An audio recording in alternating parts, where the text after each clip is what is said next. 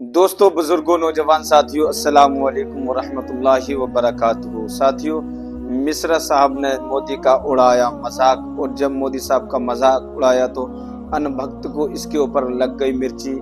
और आज की वीडियो बहुत ही प्यारी होने वाली है, यानी कि इस वीडियो में बहुत ही मजा आने वाला है। तो साथियों, इस वीडियो को बिल्कुल भी स्किप न करें, लाजमी लास्ट तक जरूर देखें। साथियों, मिश्रा साहब ने किस बात पर मोदी साहब का मजाक उड़ाया जो अनभक्त को उसके ऊपर मिर्ची लग गई, और अनभक्त क्या कहता है मिश्रा साहब से, ये भी देखना होगा। तो साथियों, आइए चलते हैं, देखते हैं वीडियो के अंदर। जी, क्या लगता है मोदी जी का पहले बयान आया था, इसमें उन्होंने कहा था कि मैं बायोलॉजिकल नहीं हूँ, गंगा जी ने मुझे जन्म दिया है, और क्या लगता है वहाँ पे भी वो बहुत कम ही मार्जिन से जीते। 1.5 लाख, और 1.5 लाख में भी 50 या 60 हज़ार वोटों का तो कम से कम योगदान जो श्याम रंगीला का है, जिनका इन्होंने नामांकन कैंसिल कराया था, जो एक कॉमेडियन है, मोदी जी की मिमिक्री करता है, उसका नामांकन कैंसिल करा दिया था। अगर उसका नामांकन कैंसिल नहीं होता तो 60-70 हज़ार वोट तो आराम से वो ही ले जाता। और बचे कुछ काफ़ी सारे 15-16 निर्दलियों को भी वापस कराया था जो कैंसिल कराए गए। तो अल्टीमेटली अगर वो लोग वापस नहीं होते तो मोदी जी को शायद अपनी सीट निकालनी भी बहुत भारी पड़ जाती। अब रही बात लॉजिकल और बायोलॉजिकल की, तो सबने देख लिया कितने लॉजिकल हैं और कितने बायोलॉजिकल हैं। जो अपने बारे में इस तरह से जिन्हें एहसास हो गया था, घमंड हो गया था, मैं तो अवतरित पुरुष हूँ, तो अपने आप को ये दिखाना चाह रहे थे कि मेरा तो अवतरण हुआ है, मैं तो अवतरित पुरुष हूँ। जनता ने दिखा दिया, आप अवतरित नहीं हो, आप यहीं के हो, ज़मीन के हो, तुम्हें ज़मीन दिखा देंगे। दिखा दिया वहाँ के लिए जनता ने भी अच्छा खासा दिखा दिया, बढ़िया दिखा दिया, कोई कमी नहीं छोड़ी उसमें। और बाकायदा जिनके राम नाम के करते थे, सारा का सारा रामायण सर्किट सारा का सारा हार गए हैं। पता चल गया कि असली राम भक्त कौन है, तुम या वो वहाँ रहने वाले लोग, अयोध्या के, चित्रकूट के, बांदा के, नासिक के, रामेश्वरम के, हर जगह से बीजेपी को हार मिली है। जो कि रामायण सर्किट माना जाता है कि जहाँ जहाँ राम ने अपना समय बताया था, श्री राम ने, वहीं ये सब जगह से हार गए। असली भक्त वही हैं, इनके वो चाटुकार भक्त नहीं है कि जो इनके नाम ले लेके हाँ जी जो राम को लाए हम उन्हें लाएंगे। दिखा दिया उनकी जनता ने कि कौन राम को लाता है, तुम राम को लाए या हम राम को लाए या राम हमें लाए, उन्होंने दिखा दिया। अच्छा, मोदी जी वादा कर रहे हैं फिर से कि 5वें नंबर से अब फर्स्ट नंबर पे लाएंगे इकोनॉमी को। वादे तो सैकड़ों हैं उनके, वादों का क्या है। वादे पे तेरे मारा गया बंदे, सीधे साधा वादा तेरा वादा, सीधी सी बात है। वादे तो उन्होंने इतने करे कि जनता का विश्वास इसीलिए तो उनसे डगमगाया। और ये थोड़ी सी कुछ विपक्षी की कमी रह गई, कुछ अभी चुनाव आयोग की भी साफ कहते हैं हम तो हेरा फेरी और धांधली रही है। 7 चरणों में चुनाव कराया, लंबे चरण में चुनाव कराया, कई जगह से ईवीएम खराबी की शिकायत आई, उन्होंने उस पर कान नहीं दिए। संभल, मुरादाबाद और इस तरह काफ़ी सारे, आजमगढ़ में, जौनपुर में मशीनें खराब हुई, वोटिंग करने नहीं दी लोगों को, वोटिंग परसेंटेज डाउन करी। रात के 12-12 बजे जाके चुनाव के परिणाम बदले गए हैं।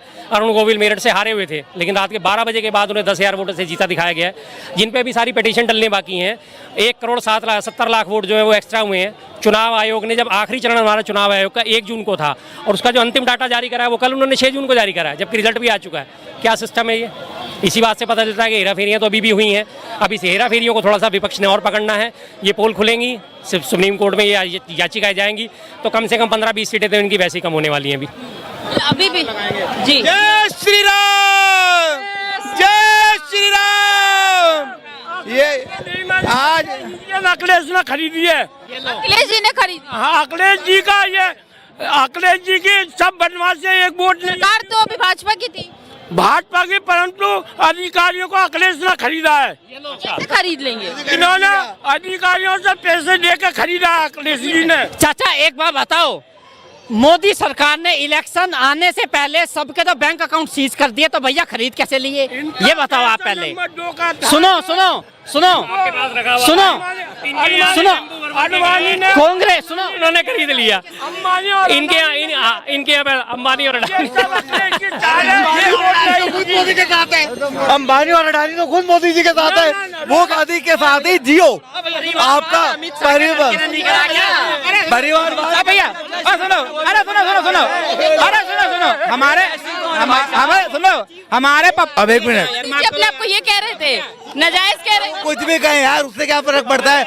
आप एक बार बताओ, आप जो नाजायज है, राहुल गांधी के बोलने पे तो आपको फर्क पड़ रहा है ना, मोदी जी जो कह रहे हैं उससे फर्क। राहुल गांधी के कहने पे मेरे को कोई फर्क ही नहीं पड़ता।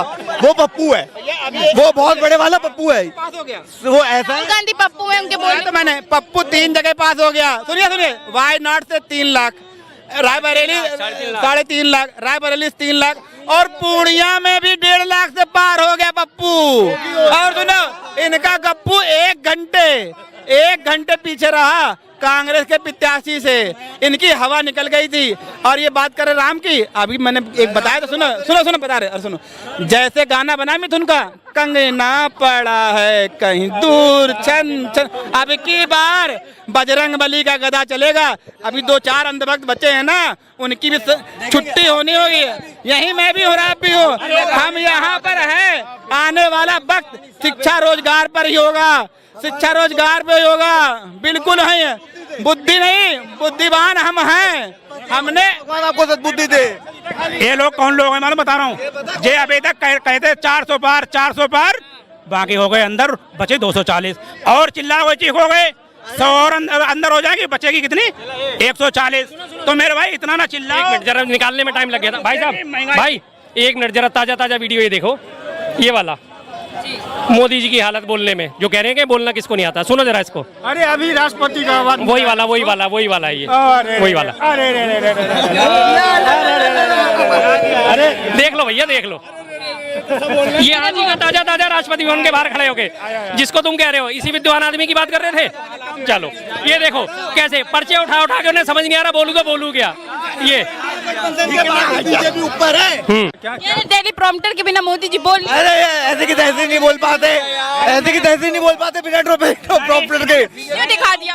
अरे वीडियो से क्या होता है, वीडियो से क्या होगा।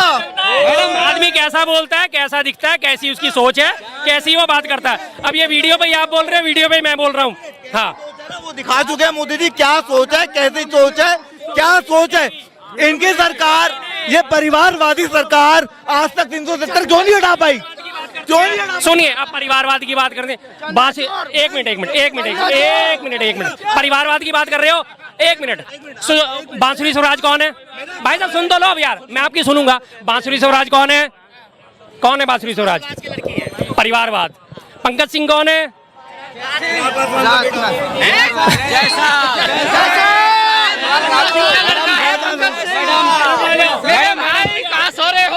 अच्छा सुनो, अच्छा भाई साहब कोई बात, आप बोल गए अपने मुंह से, क्या हो गई गलती, वोट देके बोल गए अपने मुंह से। हाँ, तो देश का उद्धार करा है वोट देके मोदी को। कैसे किया? कैसे भाई साहब थोड़ा, अरे भाई बता कर लो, आप अपना उद्धार कर लो। अरे सुनो, ये कछुए की गति से बिल्कुल नीचे आ जाएंगे और इनके अभी तो एक घुटना टूटा है, दूसरा टूटने की देर है। और उसके बाद ये बैसाखियों के सहारे चलेगी सरकार और वो बैसाखियां भी छीन ली जाएंगी। हर हालत में अगले 6 महीने में बदलाव निश्चित है तो है। मतलब पूरी एनडीए सरकार के लगते हैं नीतीश कुमार और नायडू जी के कहने पे चलने वाली है। जाहिर बात है, यही दोनों सबसे बड़े इस टाइम के प्लेयर हैं। ये दोनों कठपुतली, पहले अडानी और अंबानी कठपुतली बना के रखते थे, अब उसमें 2 और शामिल हो गए, नायडू और नीतीश। अब ये चारों मिलके बैंड बजा देंगे। 4 पाई के 4 पाए, एक वो खींचेगा, एक वो खींचेगा, एक वो खींचेगा, एक वो खींचेगा, तो 4 पाई तो फ्लैट होनी ही होनी है, सीधी सी बात है। साथियों, अभी आपने देखा होगा मिश्रा साहब ने जो मजाक उड़ाया है, वो कौन सी बात पर मोदी साहब का मजाक उड़ाया, और इसी बात पर अनभक्त को जो मिर्ची लगी है। साथियों, मिर्ची लगने की बात उसकी सही है, पर मिश्रा साहब की भी बात बिल्कुल 1 नंबर है, क्योंकि अब मोदी साहब कठपुतली बन चुके हैं। जो मोदी साहब की गारंटी थी उनसे वो अल्फाज छीन चुके हैं, क्योंकि मोदी साहब का जो 400 पार का सपना था वो भी टूट चुका है। साथियों, अब जो नीतीश कुमार और राडू चाहेंगे, अब मोदी साहब को वो करना पड़ेगा, उनकी मजबूरी है, क्योंकि अगर सरकार में रहना चाहते हैं तो उनकी बात हर एक बात उनको माननी पड़ेगी। साथियों, जो मिश्रा साहब ने इस बात को लेकर मजाक बनाया कि जो एक आशिक अपनी आशिका से कहता है कि मेरे बाबू ने थाना थाया, मेरे बाबू अब क्या कर रहा है, मेरा बाबू अब कहाँ पर है, वही मोदी साहब करने वाले हैं। मोदी साहब उसी तरह से नीतीश कुमार और राडू के साथ बिहेवियर करने वाले हैं, क्योंकि अब जो मोदी साहब के अल्फाज छीन चुके हैं, मन की बात और मोदी साहब की गारंटी। क्योंकि अगर मोदी साहब की गारंटी होती तो मोदी साहब गारंटी नहीं काम कर दिखाते। अगर काम करते तो आज ये नौबत नहीं आती जो आज उनको दूसरों का सहारा लेना पड़ा, यानी कि बैसाखी के बलबूते पर अब उनको सरकार बनानी पड़ी है।